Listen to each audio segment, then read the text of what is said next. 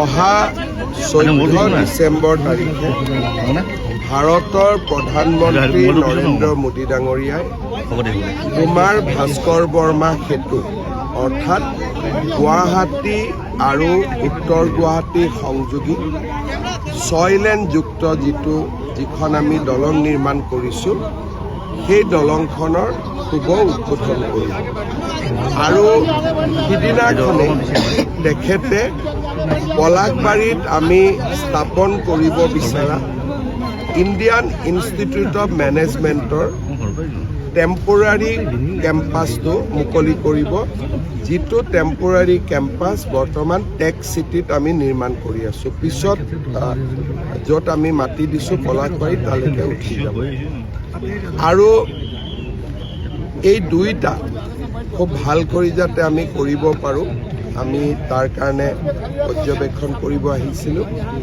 কিন্তু দলংখন উদ্বোধন কৰিলেও গৌৰীপুৰত ট্ৰাম্পেড এটা নিৰ্মাণৰ কাম চলি আছে। যেতিয়ালৈকে দলংখনত ট্ৰাম্পেড নিৰ্মাণ হৈ নাযায়, আমি IIT গুৱাহাটীৰ এটা সৰু ৰাস্তা দিহে নেশ্যনেল হাইৱেত উঠিব পাৰিম। গতিকে দলংখনৰ যিটো এটা সম্পূৰ্ণ যিটো এক্সপেৰিয়েঞ্চ সেইটো পাবৰ কাৰণে আমি গৌৰীপুৰত নিৰ্মাণ হৈ থকা ট্ৰাম্পেডটো কমপ্লিট হোৱালৈকে ৰখিব লাগিব, যিটো জুন মাহত কমপ্লিট হ'ব। তাৰ আগলৈকে গাড়ী চলি থাকিব, কিন্তু IIT গুৱাহাটীৰ ৰাস্তাটো দিহে গাড়ী চলিব, যিটো আচলতে আমাৰ মেইন ৰাস্তা নহয়। আচল মেইন ৰাস্তাটো হৈছে আমাৰ গৌৰীপুৰেদি যিটো আমি ট্ৰাম্পেড বনাই আছোঁ সেইটো দি। যি নহওক এই আজি আমাৰ বহুদিনীয়া অপেক্ষাৰ অন্তত এই কামটো সামৰণি পৰিছে। ভৰলুমুখত যিখন আমি ফ্লাইঅভাৰ বনাই আছোঁ সেইখনো অহা 10 দিনৰ ভিতৰত আমি উদ্বোধন কৰিম।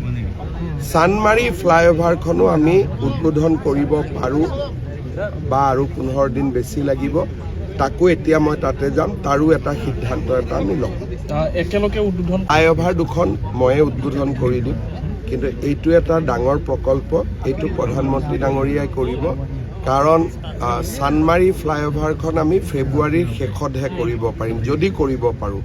PWD মাৰ্চৰ মাজলৈকে বিচাৰিছে, কিন্তু যিহেতু ইলেকশ্যন তাৰ আগত নটিফিকেশ্যন হৈ যাব পাৰে, সেইকাৰণে হয়তো মই ফিটাটো কাটি দিম, চাইকেল স্কুটাৰ অহা যোৱা কৰি থাকিব, গাড়ীৰ কাৰণে এটা মাহ ৰখি দিব।